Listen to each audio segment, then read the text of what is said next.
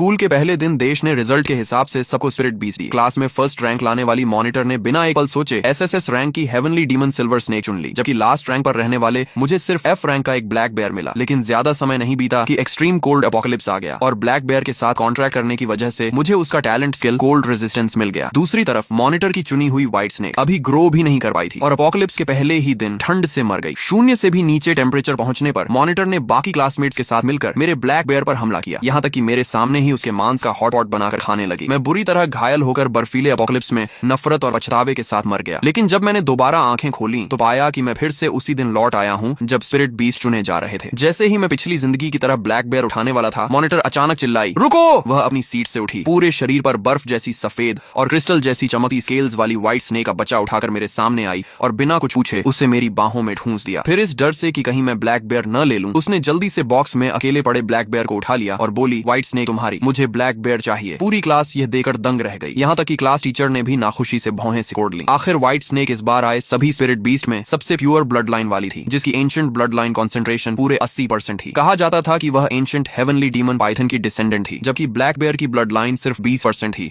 और उसकी स्पीशीज भी बहुत लो ग्रेड थी। दोनों के बीच का अंतर आसमान और जमीन जैसा था। किसी की समझ में नहीं आया कि ल्यू शाओयन व्हाइट स्नेक छोड़कर ब्लैक बेयर क्यों चुन रही है। Shaoyan, life companion spirit beast चुनना कोई मजाक नहीं है, यह तुम्हारे भविष्य की ग्रोथ लिमिट तय करेगा। जल्दी से शाओफैन से बदल लो। स्टूडेंट शाओफैन को इस व्हाइट स्नेक की मुझसे ज्यादा जरूरत है। मेरे ग्रेड्स अच्छे हैं, मैं किसी भी स्पिरिट बीस्ट के साथ जल्दी स्ट्रॉन्ग बन सकती हूँ, लेकिन शाओफैन का कल्टीवेशन टैलेंट सामान्य है। अगर उसे इतनी मिक्स्ड ब्लड लाइन वाला ब्लैक बेयर मिला तो उसकी पूरी जिंदगी बर्बाद हो जाएगी। मैं अपनी मर्जी से शाओफैन के साथ स्पिरिट बीस्ट एक्सचेंज करना चाहती हूँ। ल्यू शाओयन की बात सुनकर पूरी क्लास तालियों से गूंज उठी। सब उसकी सेल्फलेसनेस देकर प्रभावित हो गए। शाओयान, कल्टीवेशन में सबसे जरूरी डाउ हार्ट होता है। तुम्हारा दिल इतना प्योर है कि स्पिरिट बीस्ट थोड़ा कमजोर भी हुआ तो भी तुम्हारा फ्यूचर अनलिमिटेड होगा। शाओफैन, क्या देख रहे हो? जल्दी से शाओयन को थैंक यू बोलो। मैंने ठंडी नजर से ल्यू शाओयन को देखा। व्हाइट स्नेक उसकी तरफ बढ़ाते हुए कहा, यह फेक काइंडनेस अपने पास रखो, मुझे वही ब्लैक बेयर चाहिए। ल्यू शाओयन की आंखों में घबराहट चमकी और उसने ब्लैक बेयर को और कसकर पकड़ लिया। उसका चेहरा ऐसा लग रहा था जैसे मैं ही उससे तंग कर रहा हूँ। शाओफैन, मुझे टेस्ट मत करो, मैं सच में एक्सचेंज करना चाहती हूँ। ये ड्रामा बंद करो, मुझे सच में नहीं चाहिए। लेकिन मेरी बात पूरी होने से पहले ही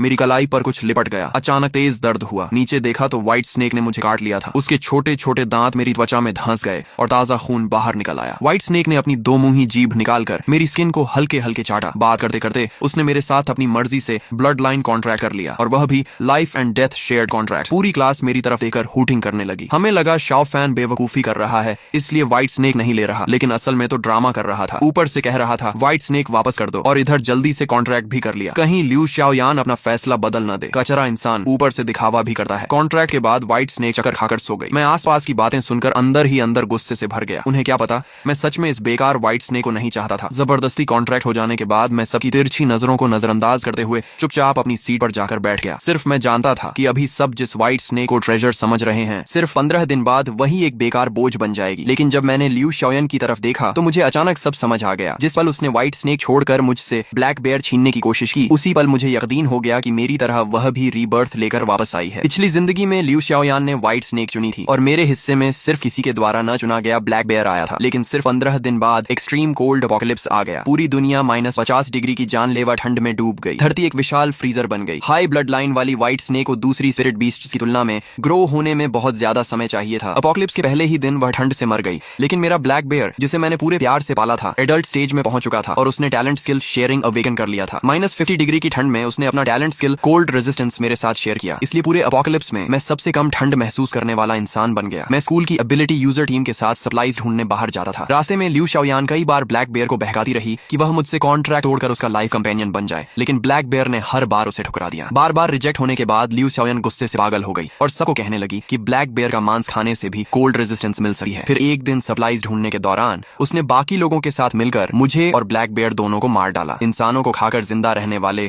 उस एपोकलिप्स में हम दोनों ही उनका खाना बन गए। मैं ठंडी नजर से ल्यू शाओयान की बाहों में मौजूद ब्लैक बेयर को देखने लगा। पिछली जिंदगी में मेरे और ब्लैक बेयर के बीच बहुत गहरा रिश्ता था। हम ऐसे कॉमरेड्स थे जो अपनी पीठ भी एक दूसरे के भरोसे छोड़ सकते थे। लेकिन इस जन्म में वही ब्लैक बेयर ल्यू शाओयन के हाथ लग गया। मैं कोल्ड रेजिस्टेंस टैलेंट खो सका हूँ, लेकिन पिछली जिंदगी का बदला इस जन्म में खून से ही चुकाया जाएगा। मैं ब्लैक बेयर को देखता हुआ खोया हुआ था कि तभी उसने भी अपनी गोल गोल आंखें घुमाकर मेरी तरफ देखा। हमारी नजरें मिली और खिलौने जितना छोटा ब्लैक बेयर अचानक मुझे 2 बार आंख मार गया। 1 बार नहीं, 3 बार भी नहीं, बिल्कुल 2 बार। मेरे दिल में खुशी की लहर दौड़ गई। 2 बार आंख मारना पिछली जिंदगी में हमारे बीच का सीक्रेट सिग्नल था। उसका मतलब था फिक्र मत करो। मेरे पहले वाले रिएक्शन से ब्लैक बेयर समझ गया था कि मैं भी रीबर्थ लेकर आया हूँ और अब उसी सिग्नल से उसने मुझे बता दिया कि वह भी रीबर्थ लेकर लौटा है। ये सोचकर मैंने लियू शाओयान की तरफ एक ऐसी नजर डाली जैसे उसके लिए पहले से ही शोक मना रहा हूँ, सिर्फ इसीलिए कि ब्लैक बेयर देखने में सीधा सादा लगा है। इसका मतलब यह नहीं कि उसका स्वभाव भी सीधा हो। मेरे सामने वाला यह ब्लैक बेयर अंदर से पूरा ब्लैक बेली था। मैं और ब्लैक बेयर आंखों ही आंखों में जल्दी जल्दी बात कर रहे थे कि तभी अचानक मेरे हाथ को एक ठंडे और मुलायम मुंह ने पकड़ लिया। नीचे देखा तो मेरी वही खूबसूरत लेकिन बिल्कुल बेकार noble little ancestor white snake थी। मैं बेकार नहीं हूँ, एक घमंडी और ठंडी आवाज मेरे दिमाग में गूंजी। और इंसान, उस काले बदसूरत भालू को मत देखा करो। मैंने दूसरे हाथ से व्हाइट स्नेक का सिर हल्के से ठोका। अभी तुमने बात की। व्हाइट स्नेक ने घमंड से अपनी जीभ उठाई और मेरी हथेली पर आराम से गोल होकर लेट गई। मुझे लगा इसे व्हाइट स्नेक नहीं लिटिल एंसेस्टर कहना चाहिए। मेरा नाम लिंग शुआंग है, अगर तुम चाहो तो मुझे क्वीन भी बुला सकते हो। मैंने उसकी पूंछ हल्के से थपथपाई। इतनी चुनी बियू बातें तुम्हें किसने सिखाई? उधर टीचर ब्लैक बोर्ड पर कॉन्ट्रैक्ट फॉर्मेशन बनाना सिखा रहे थे। ज्यादातर कॉन्ट्रैक्ट इंसान शुरू करते हैं। बीस्ट रेस जन्म से ही घमंडी होती है। हालांकि बचपन में वे थोड़े शांत रहते हैं, लेकिन उनमें भी बहुत कम बीस्ट ऐसे होते हैं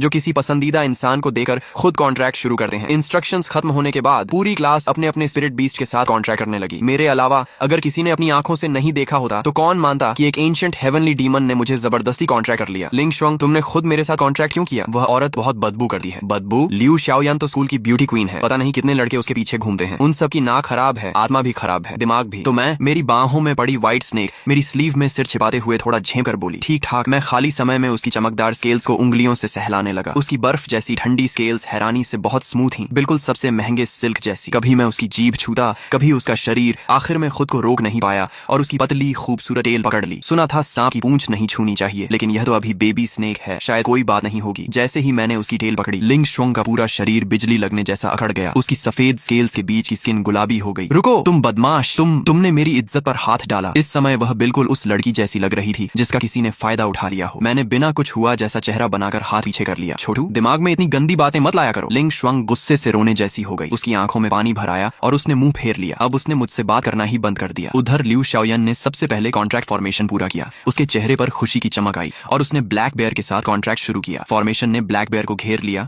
और तेजी से घूमने लगा, लेकिन फॉर्मेशन के अंदर ब्लैक बेयर ने अपनी स्पिरिचुअल पावर से चुके से उसमें दो छोटे बदलाव कर दिए। साधारण इक्वल कॉन्ट्रैक्ट बिना किसी को पता चले मास्टर सर्वेंट कॉन्ट्रैक्ट में बदल गया। फर्क सिर्फ इतना था कि मास्टर ब्लैक बेयर था और सर्वेंट लियू शाओयान। ये वही फॉर्मेशन था जो पिछली जिंदगी में मैं और ब्लैक बेयर एक एंशिएंट रूइंस में खोज कर लाए थे। मुझे उम्मीद नहीं थी कि इस जन्म में वह इसी ट्रैप से लियू शाओयान को फंसा देगा। कॉन्ट्रैक्ट पूरा होने के बाद ब्लैक बेयर ने मेरी तरफ देकर गर्व से मुस्कुराया। मैंने चुके से मेज के नीचे हाथ ले जाकर उसे थम्स अप दिखा दिया। इसलिए कहते हैं, दुनिया में किसी को नाराज कर लो, लेकिन सीधे सादे इंसान को कभी मत करना। इंसान, तुम बहुत बुरे हो। मेरे कानों में फिर वही नाराज आवाज आई। मेरी चुनी ब्यू, घमंडी शर्मीली लिटिल स्नेक फिर शुरू हो गई थी। मैंने क्या किया? मैं उसकी ठंडी स्केल्स पर उंगली से हल्के हल्के टैप करने लगा। तुमने मेरी टेल छुई और अब दूसरी औरत से आंखों आंखों में बातें कर रहे हो। ऊपर से वह काली बदसूरत भालू। जितना लिंग शुआंग बोलती गई उतनी ही ज्यादा दुखी होती गई। मैंने मन ही मन सांस छोड़ी। लगता है ये छोटी सी जलने वाली पॉसेसिव स्नेक ही है। कुछ देर बाद पूरी क्लास ने कॉन्ट्रैक्ट पूरा कर लिया। टीचर ने सबको कल्टीवेशन रिसोर्सेज बांटे। मैंने सिर्फ एक स्नैक अपने लिए रखा और बाकी सारे लिंग शुआंग को खिला दिए। पूरे 19 स्नैक्स उसने एक एक करके इतनी तेजी से खा लिए कि क्लास से बाहर निकलने से पहले ही सब खत्म हो गए। सब लोग मुझे देखकर हैरान रह गए। शाओ फैन पागल हो गया है। पूरे हफ्ते का कल्टीवेशन रिसोर्स उसने व्हाइट स्नेक को खिला दिया। क्या इसने क्लास में ध्यान नहीं दिया? स्पिरिट बीस्ट धीरे ग्रो करते हैं, इतना जल्दी फीड नहीं करना चाहिए। स्पिरिचुअल स्टोन्स तो खुद कल्टीवेट करने के लिए होते हैं। व्हाइट स्नेक ने इसके साथ कॉन्ट्रैक्ट करके अपनी किस्मत खराब कर ली। यहाँ तक कि टीचर भी नाराज हो गए। कुछ स्टूडेंट्स ध्यान दें, स्नैक्स हर महीने लिमिटेड क्वांटिटी में मिलते हैं। अगर बर्बाद कर दिए तो स्कूल एक्स्ट्रा नहीं देगा। मैंने सिर्फ इतना कहा। जी पता है, सच कहूँ तो पिछली जिंदगी में भी मैं ब्लैक बेयर के साथ रिसोर्सेज खुलकर शेयर करता था। बाकी स्टूडेंट्स 4:1 रेशियो रखते थे, लेकिन मैं हमेशा आधा आधा बांटा था। मेरे लिए हम दोनों बराबर के कॉमरेड्स थे, लेकिन ब्लैक बेयर को भी मैंने कभी इतना नहीं खिलाया जितना इस व्हाइट स्नेक को। यहाँ रेशियो था 19 वीक। सिर्फ बाकी लोग ही नहीं, मुझे भी लग रहा था कि मैं कुछ ज्यादा कर रहा हूँ। लेकिन तभी मुझे याद आया कि व्हाइट स्नेक ने मेरे साथ ब्लड लाइन कॉन्ट्रैक्ट किया है। साधारण इक्वल कॉन्ट्रैक्ट में अगर एक मर जाए तो दूसरे पर कोई असर नहीं पड़ता, लेकिन ब्लड लाइन कॉन्ट्रैक्ट में दोनों साथ जीते और साथ मरते हैं। अगर पिछली जिंदगी की तरह यह व्हाइट स्नेक अपोकलिप्स के पहले ही दिन ठंड से मर गई तो मैं भी मर जाऊंगा। इसलिए फिलहाल इस लिटिल एंसेस्टर की जान सबसे ज्यादा जरूरी थी। बाकी समय टीचर ने सबको अपनी अपनी जगह कल्टीवेट करने भेज दिया। मैं व्हाइट स्नेक को गोद में लेकर बाहर निकला। लियू शाओयान के पास से गुजरते वक्त उसने आधा रास्ता रोक लिया और इतनी धीमी आवाज में बोली कि सिर्फ मैं सुन सकूं, मुझे पता है तुम भी रीबर्थ लेकर आए हो, लेकिन इस जन्म में ब्लैक बेयर मेरा है, कोल्ड रेजिस्टेंस भी मेरी होगी। मैंने उसे चाकू जैसी ठंडी नजर से देखा। तो फिर अच्छी तरह जिंदा रहना, क्योंकि इस बार मैं खुद अपने हाथों से तुम्हें मौत तक पहुंचाऊंगा। उसकी आंखों में एक पल के लिए डर चमका, लेकिन अगले ही पल वह घमंड से मुस्कुरा दी। अब मेरे पास ब्लैक बेयर है, मैं जरूर जिंदा रहूंगी और तुम दोनों बेकार लोगों का क्या एक्सट्रीम कोल्ड अपोकलिप्स के पहले ही दिन मरने का इंतजार करो। मेरी बाहों में बड़ी व्हाइट स्नेक ने आलस से अपनी पलकों को उठाकर लियू शाओयान की तरफ एक नजर डाली, फिर अपनी जीभ निकालकर उसकी तरफ फुफकार मारी। अगले ही पल हवा में इतनी भयानक सड़ी हुई बदबू फैल गई कि लियू शाओयान के चेहरे की सारी शांति पल भर में टूट गई। वह चीखते हुए कई कदम पीछे पीछे हट गई। शाओफेन, तुम्हारा दिमाग खराब है क्या? इस बदबूदार सांप को मुझसे दूर रखो। मैंने ठंडी हंसी हंसी और व्हाइट स्नेक को गोद में लेकर वहां से मुड़ गया। स्पिरिट बीस्ट पालना एक बॉटमलेस पिट जैसा था। इतने सारे स्नैक्स कहां से लाऊं, यही सबसे बड़ी प्रॉब्लम थी। मैं लिंग शुआंग की स्केल्स पर उंगली से हल्के हल्के टैप करता हुआ सोच रहा था कि तभी मुझे पिछली जिंदगी की एक बात याद आई। एपोकलिप्स शुरू होने से पहले मीडिया ने एक स्मॉल स्पिरिट वेन का खुलासा किया था। समय के हिसाब से अभी तक शायद किसी को उस स्पिरिट वेन का पता नहीं चला होगा। मैं तुरंत व्हाइट स्नेक को लेकर कार से वहां की तरफ निकल पड़ा। लेकिन जब मैं पिछली जिंदगी में याद की हुई स्पिरिट वेन की लोकेशन पर पहुंचा तो देखा लियू शाओयन मुझसे पहले ही वहां पहुंच चुकी थी। वह एक बड़े फैमिली बैकग्राउंड से थी। उसके कनेक्शंस और रिसोर्सेज मेरी तरह एक आम इंसान से कहीं ज्यादा थे। मैं दूर खड़ा ठंडी नजरों से देखता रहा कि वह 20 से ज्यादा ताकतवर आदमियों के साथ स्पिरिट वेन की माइनिंग करवा रही थी। मेरी बाहों में पड़ी व्हाइट स्नेक उन चमकते हुए क्रिस्टल स्नैक्स को लालच भरी नजरों से देख रही थी। हर एक स्पिरिट क्रिस्टल निकलते ही उसकी आंखें चमक जाती और वह बार बार लार निकलने लगी। मैंने तुरंत उसकी आंखें अपनी हथेली से ढक दी। मत देखो, यहाँ वाले स्नैक्स की क्वालिटी अच्छी नहीं है। मैं तुम्हें इससे भी अच्छी जगह ले जाऊंगा। मैं व्हाइट स्नेक को लेकर वहां से चल पड़ा, लेकिन हर कुछ कदम पर पीछे मुड़कर देख रहा था। तभी अचानक मेरे दिमाग में खुश आवाज गूंजी, भैया क्या सच में आप हो? मैं तुरंत रुक गया। शियोंग, अब तुम टेलीपैथी कर सकते हो? ब्लैक बेयर बोला। लियू शाओयन ने मुझ पर बहुत पैसा खर्च किया। उसने मुझे सोल अवेकनिंग हर्ब खिलाई, इसलिए अब मैं माइंड कम्युनिकेशन कर सकता हूँ। भैया आप व्हाइट स्नेक को लेकर कहीं आराम कर लो। जब सारे स्पिरिट क्रिस्टल्स निकल जाएंगे तब मैं आपको बुला लूंगा। ब्लैक बेयर से माइंड टॉक खत्म करके जैसे ही मेरा ध्यान वापस आया, मैंने देखा लिंग शुआंग अपनी छोटी सी खूबसूरत स्नेक फेस लेकर शक भरी नजरों से मुझे घूर रही थी। उसका शरीर मेरी बाह पर लिपटा हुआ था और वह अपना चेहरा मेरे बिल्कुल पास ले आई। उसकी ठंडी सांस मेरे चेहरे से टकराई। अजीब बात यह थी कि उसमें जंगली सांपों जैसी बदबू बिल्कुल नहीं थी, बल्कि हल्की सी मीठी खुशबू थी। लिंग शुआंग ने नाराज होकर मुझे घूरा। इंसान, तुमने मेरी पीठ पीछे दूसरी औरत से चोरी छिपे बात की। मैंने एक हाथ से उसकी गर्दन पकड़कर उसे अपनी बाह से उतार लिया और दूसरे हाथ से उसके गाल को हल्के से दबाया। छोड़ो, शब्द सोच समझ कर इस्तेमाल करो। लिंग शुआंग ने नाक सिकोड़ते हुए लगभग रोने वाली आवाज में कहा, मैंने कुछ गलत नहीं कहा। तुम्हारी सोल पर बेर की स्मेल है। वही काला भालू था ना? मैं हल्का सा मुस्कुराया। ये छोटी स्नेक सच में बहुत सेंसिटिव थी। लिंग शुआंग ने गर्व से कहा, हम हेवनली डीमन पाइथन क्लैन में ब्लड लाइन कॉन्ट्रैक्ट जिससे करते हैं वही हमारा लाइफ पार्टनर होता है। तुम उस ब्लैक बेयर के साथ कोई रिश्ता नहीं रख सकते। मैंने अजीब चेहरे से उसे देखा। छोटू, तुम्हारी उम्र ही कितनी है? तुम्हें पार्टनर का मतलब भी पता है? लिंग शुआंग ने उदास होकर मेरी तरफ देखा। उसकी टेल धीरे धीरे हिल रही थी। अचानक उसने अपनी ठंडी जीभ मेरे गाल पर हल्के से लगा दी। मैं कुछ समझ पाता उससे पहले ही वह बिजली की तरह पीछे हट गई और धीरे से बोली, मैंने तुम्हें चाट लिया, अब तुम मेरे हो। यहाँ मैंने अपना मार्क लगा दिया है, अब कोई और तुम्हें छू नहीं सकता। मैं वहीं खड़ा रह गया। मेरे मुंह के कोने फड़कने लगे। ये कैसा मार्क है? तुम स्नेक नहीं डॉग लगी हो। स्पिरिट वेन की चिंता मैंने ब्लैक बेयर पर छोड़ दी और लिंग शुआंग को लेकर वापस कार में आ गया। एसी चलाया, तरबूज खाया और कार की स्क्रीन पर मूवी लगा दी। थोड़ी ही देर में मुझे नींद आने लगी। जब मेरी आंख खुली तब तक शाम हो चुकी थी। चारों तरफ घना जंगल था, कहीं कोई रोशनी नहीं, सिर्फ गहरा अंधेरा और सन्नाटा। उसी समय ब्लैक बेयर की टेलीपैथी फिर आई, भैया जल्दी आइए, सब लोग जा चुके हैं। मैंने जवाब दिया, ठीक है आता हूँ। नीचे देखा तो लिंग शुआंग मुझे शक और शिकायत भरी नजरों से देख रही थी। जाने क्यों मुझे सचमुच ऐसा महसूस हुआ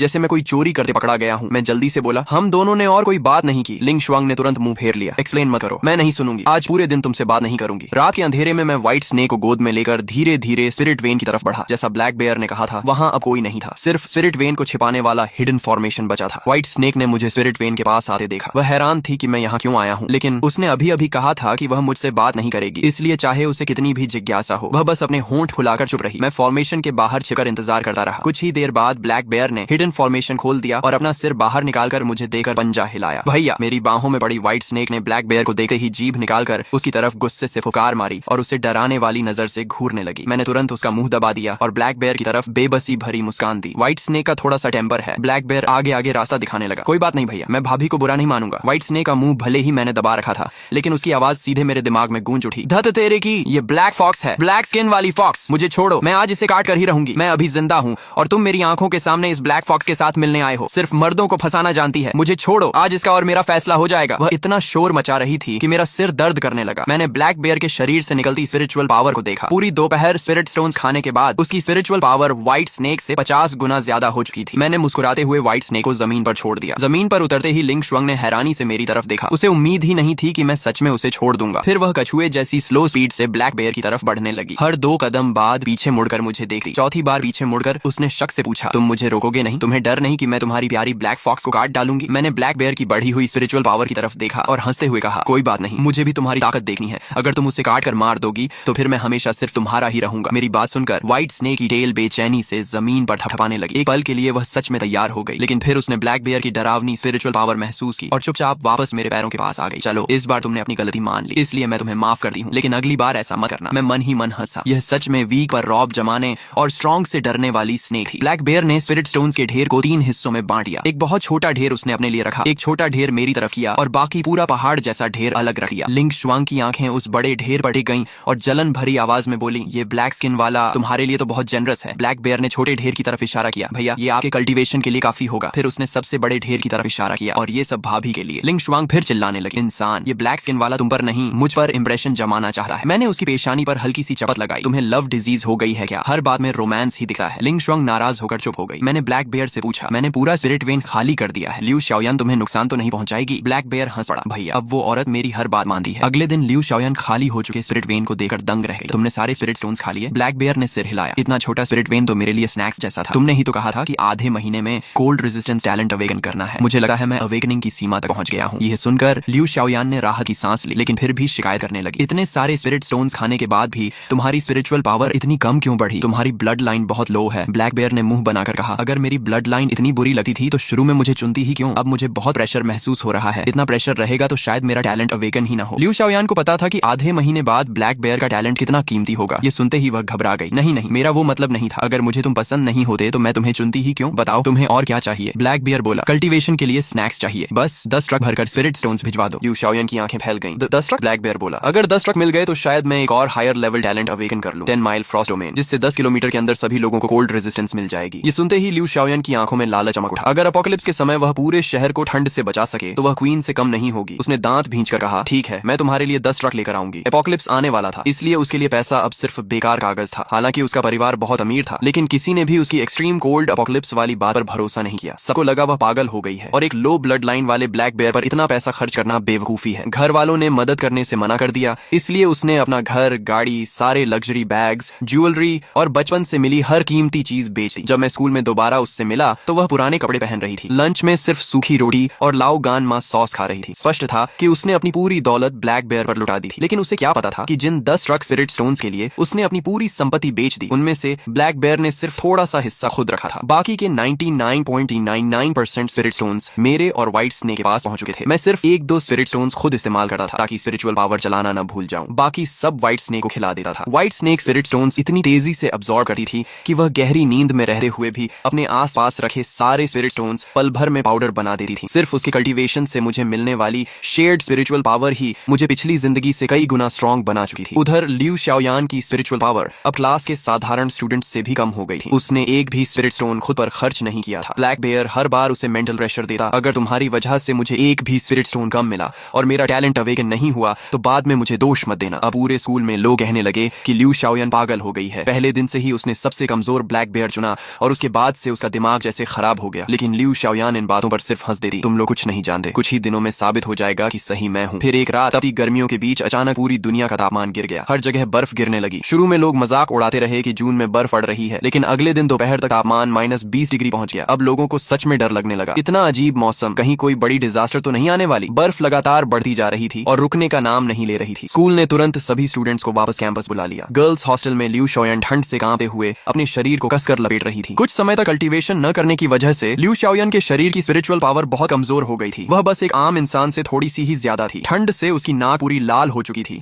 और वह लगातार टिश्यू से अपनी बहती नाक पोंछ रही थी। वह कांपते हुए ब्लैक बेयर की तरफ देखने लगी। ब्लैक बेयर, तुम्हारा टैलेंट अवेकन हुआ या नहीं? ब्लैक बेयर जमीन पर आराम से स्नैक्स चबाता रहा। 10 दिन बीत चुके थे। अब उसका शरीर पहले से कई गुना बड़ा हो चुका था और वह लगभग अडल्ट स्टेज में पहुंच गया था। उसने बिना जल्दी किए कहा, इतनी जल्दी मत करो, बस होने ही वाला है। लियू शाओयान के मन में धीरे धीरे शक पैदा होने लगा। पिछली जिंदगी में शाओ फैन तो बस एक गरीब लड़का था। चाहे वह कितने भी रूइंस एक्सप्लोर करता, ब्लैक बेयर को ज्यादा स्नैक्स नहीं खिला सकता था। फिर भी उस समय ब्लैक बेयर ने टैलेंट अवेकन कर लिया था। इस बार मैंने उससे कहीं ज्यादा रिसोर्सेज दिए हैं, फिर भी टैलेंट क्यों अवेकन नहीं हो रहा? उसने ब्लैक बेयर की तरफ घूर कर पूछा। ब्लैक बेयर, तुम मुझसे कुछ छिपा तो नहीं रहे? ब्लैक बेयर ने नाराज होकर कहा, मैं इतनी मेहनत से कल्टीवेशन किसके लिए कर रहा हूँ और अब तुम मुझ पर ही शक कर रही हो? असल में मेरा टैलेंट पूरी तरह अवेकन नहीं हुआ है, लेकिन मैं अभी से तुम्हारे साथ थोड़ा सा हीट शेयर कर सकता था, लेकिन अब लगता है कि तुम्हारे दिए हुए स्नैक्स तुम्हें ही वापस कर दूं। मुझे उनकी जरूरत नहीं। मेरे पूरे शरीर पर मोटी फर है। तुम्हारे स्नैक्स के बिना भी मैं ठंड से नहीं मरूंगा। लियू शाओयान तुरंत घबरा गई। नहीं, मेरी गलती थी, मैंने गुस्से में बोल दिया था। स्नैक्स तुम ही रखो, तुम्हारा टैलेंट अवेकन होना सबसे ज्यादा जरूरी है। ब्लैक बेयर ने ठंडी आवाज में फूंक काटते हुए फिर से स्पिरिट स्टोन्स खाना शुरू कर दिया। स्पिरिट स्टोन्स खाते खाते उसने जानबूझकर बहुत ही थोड़ी सी गर्मी लियू शाओयान के शरीर में भेजी, सिर्फ इतनी कि वह असली अपोकलिप्स आने से पहले ठंड से मर न जाए। शरीर में हल्की सी गर्माहट महसूस होते ही लियू शाओयान का शक फिर खत्म हो गया। कॉन्ट्रैक्ट बनने के बाद चाहे इंसान कल्टीवेशन करे या स्पिरिट बीस्ट, दोनों की स्पिरिचुअल पावर का 10वां हिस्सा अपने पार्टनर को मिलता है। ब्लैक बेयर हमेशा लियू शाओयान को बहुत कम स्पिरिचुअल पावर देता था, इसलिए उसे लगता था कि ब्लैक बेयर ने खुद भी ज्यादा स्पिरिचुअल पावर अब्सॉर्ब नहीं की। लेकिन उसे यह नहीं पता था कि वजह यह नहीं थी। असल वजह यह थी कि दोनों के बीच मास्टर सर्वेंट कॉन्ट्रैक्ट था। ब्लैक बेयर चाहे जितनी स्पिरिचुअल पावर देना चाहे या बिल्कुल न देना चाहे, सब कुछ उसकी अपनी मर्जी पर निर्भर था। उधर दूसरी डॉर्मेटोरी में मैं बेड के सहारे बैठकर प्रोजेक्टर स्क्रीन पर मूवी देख रहा था। कमरे के सारे स्पिरिट स्टोन्स पूरी तरह अब्सॉर्ब होकर पाउडर बन चुके थे, लेकिन व्हाइट स्नेक अभी भी गहरी नींद में थी। अब वह अनजाने में बेबी स्टेज से निकलकर पूरी तरह एडल्ट स्पिरिट बीस्ट बन चुकी थी। उसका शरीर पानी के ड्रम जितना मोटा हो गया था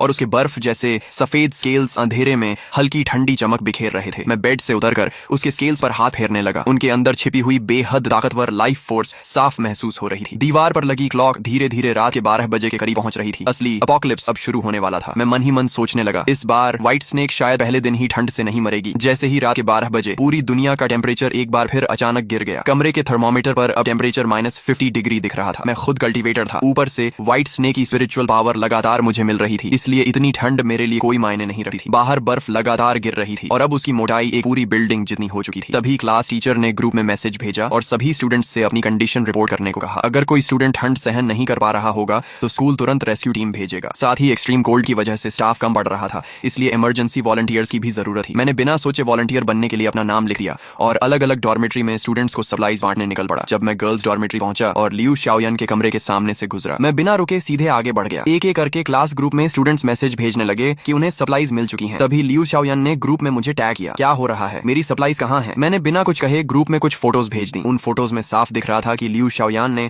अपोकलिप्स से पहले सुपरमार्केट से बड़ी मात्रा में फूड और डेली सप्लाईज खरीदकर स्कूल में स्टोर कर ली थी। मैंने लिखा, स्कूल ने कहा है कि अभी सप्लाईज बहुत लिमिटेड हैं, बर्फ लगातार गिर रही है और पता नहीं कब तक रुकेगी। मुझे लगता है कि रिसोर्सेज उन्हीं लोगों को मिलनी चाहिए जिन्हें उनकी सबसे ज्यादा जरूरत है। ग्रुप में तुरंत मैसेजेस की बाढ़ आ गई। तो क्लास मॉनिटर को पहले से सब पता था, इतना सारा फूड और डेली सप्लाईज जमा करके रखे हैं। इतना सब होने के बाद भी स्कूल की रिलीफ सप्लाईज चाहिए? ये कैसी क्लास मॉनिटर है? अपना सामान भी सब में बांटना चाहिए। एक पल में लियू शाओयान सबकी नजरों में विलन बन गई। उसने फिर मुझे टैग किया, शाओफैन ड्रामा मत करो, तुम्हें भी पहले से एक्सट्रीम कोल्ड अपोकलिप्स का पता था, तुमने भी तो बहुत सप्लाईज जमा की थी, अपनी क्यों नहीं बांटे? मैंने 2 खाली इंस्टेंट नूडल्स के कार्टन की फोटो भेज दी। फिर लिखा, मुझे नहीं पता तुम किस अपोकलिप्स की बात कर रही हो, सब जानते हैं मेरा परिवार गरीब है, मॉल में डिस्काउंट लगी थी इसलिए मैंने थोड़ा ज्यादा इंस्टेंट नूडल्स खरीद लिए थे, अभी वो सब मैं स्टूडेंट्स में बांट चुका हूँ। तभी टीचर ने भी ग्रुप में लिखा, सभी स्टूडेंट्स को जो 10-10 पैकेट नूडल्स मिले हैं वो शाओफैन ने अपनी पर्सनल सप्लाईज से दिए हैं। अब ग्रुप में फिर लियू शाओयान पर ताने बरसने लगे। देखा, शाओफैन तुमसे कहीं ज्यादा जेनरस है। लियू शाओयान के पास अब कोई जवाब नहीं बचा। वह ग्रुप में चुप हो गई, लेकिन तुरंत मुझे प्राइवेट मैसेज भेज दिया, शाओफैन मान लिया सबके सामने तुम हीरो बन गए, लेकिन तुम्हारी वो बेकार व्हाइट स्नेक इस समय तक तो ठंड से मर चुकी होगी, है ना? मैंने कारपेट पर चैन से सो रही व्हाइट स्नेक की एक वीडियो बनाकर उसे भेज दी। तुम इसकी बात कर रही हो? ये तो आराम से सुअर की तरह सो रही है। वीडियो में व्हाइट स्नेक की आंखें बंद थीं, लेकिन उसके शरीर से निकलती विशाल स्पिरिचुअल पावर साफ बता रही थी कि वह पहले से कहीं बेहतर हालत में थी। लियू शाओयान ने तुरंत जवाब दिया, इम्पॉसिबल, ये पुरानी वीडियो है। उस बेकार स्नेक की ग्रोथ इतनी स्लो थी और उसका शरीर इतना फ्रेजाइल, वो अभी तक जरूर मर चुकी होगी। मैंने बस एक जम्हाई ली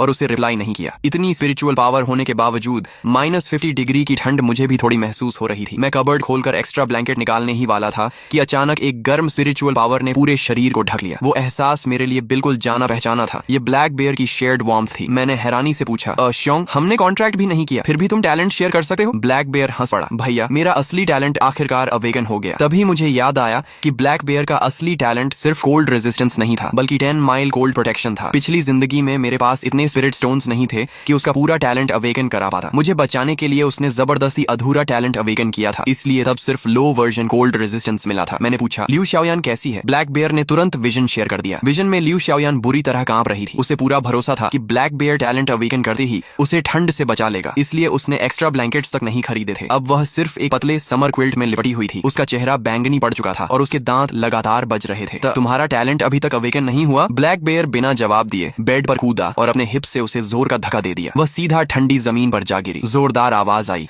और न जाने उसकी कितनी हड्डियां टूट गईं। दर्द से तड़पते हुए उसने चिल्लाकर पूछा, तुमने ये क्या किया? ब्लैक बेयर शांत स्वर में बोला, एक गुड न्यूज है, मेरा टैलेंट अवेकन हो गया। ये सुनते ही लियू शाओयान की आंखें चमक उठी। जल्दी अपना टैलेंट मेरे साथ शेयर करो, मैं ठंड से मर जाऊंगी। ब्लैक बेयर मुस्कुराया, मैंने कब कहा कि मैं तुम्हें शेयर करूंगा? लियू शाओयान चीख पड़ी, मैं तुम्हारी मास्टर हूँ। मैंने अपनी सारी प्रॉपर्टी बेचकर तुम्हें इतने स्पिरिट स्टोन्स खिलाए, तुम्हारी हिम्मत कैसे हुई? फिर उसने कॉन्ट्रैक्ट पावर एक्टिवेट करने की कोशिश की, लेकिन अगले ही पल उसका चेहरा सफेद पड़ गया। कॉन्ट्रैक्ट से उसे कोई पावर ही नहीं मिली। ब्लैक बेयर हंसा, जरा ध्यान से देखो हमारे बीच किस तरह का कॉन्ट्रैक्ट है। लियू शाओयान ने कॉन्ट्रैक्ट दोबारा चेक किया, तभी उसे दिखा कि फॉर्मेशन की 2 लाइंस बदल दी गई थी। ब्लैक बेयर बोला, देख लिया, ये इक्वल कॉन्ट्रैक्ट नहीं, मास्टर सर्वेंट कॉन्ट्रैक्ट है और मास्टर मैं हूँ, तुम नहीं। तुम मेरे टैलेंट की हकदार नहीं हो। लियू शाओयान जमीन पर जड़ होकर बैठ गई। तुम भी रिबॉर्न हुए हो? ब्लैक बेयर बोला, सिर्फ मैं नहीं, शाओफैन भैया भी रिबॉर्न हुए हैं। पिछली जिंदगी तुमने लोगों के साथ मिलकर हमें मारकर हमारा मांस खाया था, अब हमारी बारी है हिसाब चुकता करने की। लियू शाओयान डर गई, लेकिन फिर भी बोली, तो क्या हुआ? शाओफैन ने उस बेकार व्हाइट स्नेक से ब्लड लाइन कॉन्ट्रैक्ट किया है, जैसे ही व्हाइट स्नेक मरेगी शाओफैन भी मर जाएगा। ब्लैक बेयर ने उसकी बात का कोई जवाब नहीं दिया और मुड़कर चला चला गया। एक्सट्रीम कोल्ड अपोकलिप्स पूरी तरह शुरू हो चुका था। दुनिया भर में अब टेम्परेचर पब्लिक नहीं किया जा रहा था। पिछली जिंदगी की तरह इलेक्ट्रिसिटी, वाटर सप्लाई और इंटरनेट पूरी तरह कोलैप्स हो चुके थे। उस रात बहुत से लोग सोए लेकिन दोबारा कभी नहीं उठे। 5 दिन और बीत गए। स्कूल का पूरा ऑर्डर टूट चुका था। कई स्टूडेंट्स के पास फूड खत्म हो चुका था और वे दूसरे डॉर्मिटोरी लूटने लगे थे। कुछ स्ट्रॉन्ग अवेकेंड स्टूडेंट्स ने मुझे भी टारगेट बनाया। मैंने अपनी स्ट्रेंथ का अंदाजा लगाया। ब्लैक बेयर की कोल्ड प्रोटेक्शन और व्हाइट स्नेक से मिली विशाल स्पिरिचुअल पावर के साथ अब स्कूल के कई टीचर्स भी मेरा मुकाबला नहीं कर सकते थे। चाहे सामने कितने भी लोग आ जाएं, मुझे कोई डर नहीं था। दरवाजे पर लगातार जोर जोर से नॉक होने लगी। मैंने हथेली में स्पिरिचुअल पावर जमा कर ली, लेकिन मेरे अटैक करने से पहले ही कमरे के अंदर से एक विशाल एनर्जी वेव बाहर फट पड़ी। सिर्फ आवाज सुनकर ही मैं समझ गया कि बाहर खड़े लोग हवा में उछल गए होंगे। व्हाइट स्नेक अभी भी कारपेट पर आंखें बंद किए लेटी थी। तभी उसके डिवाइन सेंस से निकली एक ठंडी लेकिन शाही आवाज पूरे कमरे में गूंज उठी। मैं दरवाजे के बाहर मौजूद सभी लोग डर के मारे भाग खड़े हुए। मैंने व्हाइट स्नेक के सिर पर हाथ फेरा। लिंग शुआंग, क्या तुम जागने वाली हो? उधर लिu शाओयान के डॉर्मेटरी में भी कुछ लोग घुसने आए थे, लेकिन ब्लैक बेयर ने सबको भगा दिया। ब्लैक बेयर की वजह से लिu शाओयान अभी तक जिंदा थी, लेकिन मौत अब भी उसके बहुत करीब थी। वह टूटी हड्डियों के साथ जमीन पर पड़ी थी, घावों से सड़ांध उठ रही थी। जब भी दर्द से बेहोश होने लगती, ब्लैक बेयर उसे थप्पड़ मारकर फिर जगा देता। ब्लैक बेयर की मेमोरी बहुत तेज थी और वह जबरदस्त बदला लेने वाला था। पिछली जिंदगी में जिन लोगों ने लिu शाओयान के साथ मिलकर हमें मारा था, उसने उन सबको एक एक करके ढूंढ निकाला और एक ही पंजे के वार से खत्म कर दिया। बाकी लोगों से उसकी कोई दुश्मनी नहीं थी, इसलिए उसने अपना talent and mild cold protection activate कर दिया। पूरा स्कूल एक गर्म लहर से भर गया, जैसे किसी गॉड का ब्लेसिंग मिल गया हो। यहाँ तक कि मरने का इंतजार कर रही लिu शाओयान को भी पहली बार वार्मथ महसूस हुई। लेकिन दूसरों के लिए जो ब्लेसिंग थी, वही उसके लिए मौत की घंटी बन गई। उसकी सिर्फ हड्डियां ही नहीं, अंदर के कई ऑर्गन्स भी गिरने से फट चुके थे। एक्सट्रीम कोल्ड ने अब तक उनके सड़ने की प्रोसेस रोक रखी थी, लेकिन अचानक शरीर गर्म होते ही उसके ऑर्गन्स तेजी से फेल होने लगे। वह धीरे धीरे जमीन पर रेंगती रही, शायद कोई आरामदायक पोजीशन ढूंढ रही थी। बैंगनी रंग का खून उसके शरीर से बहने लगा और आखिरी सांस तक उसकी आंखें खुली रह गईं। विजन खत्म होने पर मैंने बस ठंडे स्वर में कहा, अच्छा हुआ, यही अंजाम होना चाहिए था। अगली सुबह मुझे अपने शरीर पर अजीब सी गर्माहट महसूस हुई। आंखें खोली तो देखा कि एक बेहद नरम और गर्म शरीर मुझे कसकर लिटा हुआ था। मेरे सामने एक बेमिसाल खूबसूरत लड़की थी। उसकी त्वचा बर्फ जैसी गोरी, भौहें चित्र जैसी सुंदर, लंबी पलकों वाली बंद फीनिक्स आइज और कमर तक गिरते बर्फ जैसे सफेद बाल थे। उसका पूरा शरीर हल्की चांदनी जैसी चमक बिखेर रहा था। मैंने हल्का सा हिलने की कोशिश की, तभी उसकी लंबी फीनिक्स आइज धीरे धीरे खुली। उनमें इंसानों जैसी प्यूपल्स नहीं, बल्कि हल्के सिल्वर रंग की वर्टिकल स्नेक प्यूपल्स थी। उसकी परिचित प्रेजेंस महसूस करते हुए मैंने धीरे से पूछा, लिंग शुआंग। उसके होठों पर खुश मुस्कान फैल गई। अगले ही पल वह पलटकर सीधे मेरे ऊपर आ बैठी। ठंडी हवा अचानक मेरी त्वचा से टकराई और उसी समय वह युवती, उसके शरीर से निकलती ठंडी लेकिन सुकून देने वाली गर्माहट ने मुझे पूरी तरह अपनी बाहों में भर लिया। वह धीरे धीरे झुक गई। उसके झरने जैसे सफेद बाल मेरे चेहरे पर बिखर गए और उनसे हल्की सी मनमोहक खुशबू आने लगी। मैं थोड़ा घबराकर उसकी तरफ देखने लगा। उसका बेमिसाल खूबसूरत चेहरा मेरे बिल्कुल सामने था। उसकी त्वचा सफेद जेड से भी ज्यादा निर्मल और चमकदार थी, मासूम भी और बेहद आकर्षक भी। उसकी पीठ के पीछे बर्फ जैसी सफेद स्नेक टेल धीरे धीरे लहरा रही थी। तभी उसकी ठंडी लेकिन दिल को मोह लेने वाली आवाज सुनाई दी, मैन, क्या तुमने इस क्वीन को मिस किया? मैं मुस्कुराया। बस मैन और क्वीन सुनते ही मुझे पूरा यकीन हो गया कि ये लिंग शुआंग ही है। मैंने शांत होकर कहा, आखिरकार जागने का मन कर ही गया। वह हल्का सा हंसी। उसकी हंसी किसी मधुर संगीत जैसी थी। लगता है तुम इस क्वीन की चिंता कर रहे थे। मैंने कंधे उचकाए। अगर तुम मर जाती तो ब्लड लाइन कॉन्ट्रैक्ट की वजह से मुझे भी मरना पड़ता। वह अचानक झुककर मेरे गाल पर हल्का सा किस कर गई, फिर मुस्कुराकर बोली, तुम्हारा मुंह अब भी उतना ही जिद्दी है। मैंने उसे हल्के से पीछे किया। लिंग शुआंग, ह्यूमन फॉर्म लेने के बाद सबसे पहला काम यही करना था? उसकी मुस्कान और गहरी हो गई। ये पहला काम नहीं है, इस क्वीन ने तो तुम्हें पहले भी लिख किया था। हम तो बहुत पहले ही अपना मार्ग छोड़ चुके हैं। इतने दिनों तक उसके न जागने की वजह ये थी कि वह लगातार अपना टैलेंट अवेकन कर रही थी। उसकी ब्लड लाइन बेहद नोबल थी, इसलिए उसका टैलेंट अवेकन करना दूसरे स्पिरिट बीस्ट से कहीं ज्यादा मुश्किल था। लेकिन आखिरकार वह सफल हो गई। मैंने पूछा, लिंग शुआंग, तुम्हारा टैलेंट क्या है? उसने लापरवाही से कहा, बहुत बड़ा है। मैंने अनजाने में उसकी चेस्ट की तरफ देखा और अजीब नजर से उसे घूरने लगा। लिंग शुआंग ने तुरंत मुझे घूरा। इस क्वीन का मतलब टैलेंट स्किल का रेंज है। परवर्ट, तुम्हारे दिमाग में आखिर चलता क्या रहता है? उसी समय पता नहीं कब बाहर बर्फ गिरनी बंद हो गई। आसमान पर छाए काले बादल धीरे धीरे छूटने लगे। कई दिनों बाद सूरज फिर से निकल आया। गर्म धूप धरती पर फैल गई। स्कूल के बाहर स्टूडेंट्स खुशी से चिल्लाने लगे, देखो सूरज निकल आया। लगता है अब इतनी ठंड भी नहीं रही। बहुत बढ़िया, अपोकलिप्स खत्म हो गया। तभी लिंग शुआंग की आवाज फिर सुनाई दी, स्काई डीमन पाइथन एक एंशिएंट डिवाइन बीस्ट है। इस क्वीन का अवेकेंड टैलेंट है ऑल लाइफ। उसका खूबसूरत चेहरा मेरे कान के पास आ गया। उसकी गर्म सांसें मेरी गर्दन को छू रही थी। उसकी सफेद स्नेक टेल मेरी कमर के चारों ओर लिपट गई, जैसे वह प्यार से लाड कर रही हो। वह मुस्कुराकर बोली, शाओफैन, इस क्वीन ने पूरी दुनिया को बचा लिया। अब बताओ तुम इस क्वीन को क्या रिवॉर्ड दोगे? मैंने बाहर फिर से जिंदगी से भर चुकी दुनिया को देखा, फिर अपने सामने खड़ी इस बेमिसाल खूबसूरत लड़की को देखा। मैंने मुस्कुराकर उसकी पेशानी पर हल्की सी चपत लगाई। छोटी बच्ची, क्या क्या सोचती रहती हो? लिंग शुआंग ने गुस्से का नाटक करते हुए मुझे घूरा। उसकी सफेद स्नेक टेल पीछे इधर उधर झूल रही थी, लेकिन उसकी हल्की सिल्वर स्नेक आईज में साफ खुशी झलक रही थी। तभी बाहर से एक जानी पहचानी आवाज आई, भैया, मैंने भी ह्यूमन फॉर्म ले लिया। मैंने दरवाजा खोला। सामने एक छोटी सी क्यूट लड़की खड़ी थी, जिसके सिर पर बेयर ईयर्स थे। मैं उसे देखते ही पहचान गया कि ये ब्लैक बेयर है। उसकी स्किन अब हेल्थी वीट कलर की थी। मैं मन ही मन हैरान रह गया। ब्लैक बेयर जब असली रूप में था तो इतना विशाल था, लेकिन ह्यूमन फॉर्म में तो बिल्कुल छोटी लोली जैसी बन गई। मेरे पीछे से लिंग श्वंग ने सिर बाहर निकाला और नाक सिकोड़कर बोली, इस क्वीन की छोटी बहन इतनी बदसूरत कैसे हो सकती है? ब्लैक बेयर उदास होकर बोली, मुझे तो लगा है मैं काफी क्यूट हूँ। मैं उन दोनों को बच्चों की तरह झगड़ते हुए देखता रहा और मेरे होंठों पर अनजाने में मुस्कान आ गई। पिछली जिंदगी में लिu शाओयान की वजह से हम दोनों की दर्दनाक मौत हुई थी, लेकिन इस जिंदगी में हमने सिर्फ अपना बदला ही नहीं लिया बल्कि एक नई शुरुआत भी पाई। एक्सट्रीम कोल्ड अपोकलिप्स आखिरकार खत्म हो चुका था, लेकिन मेरी कहानी अभी बस शुरू हुई थी।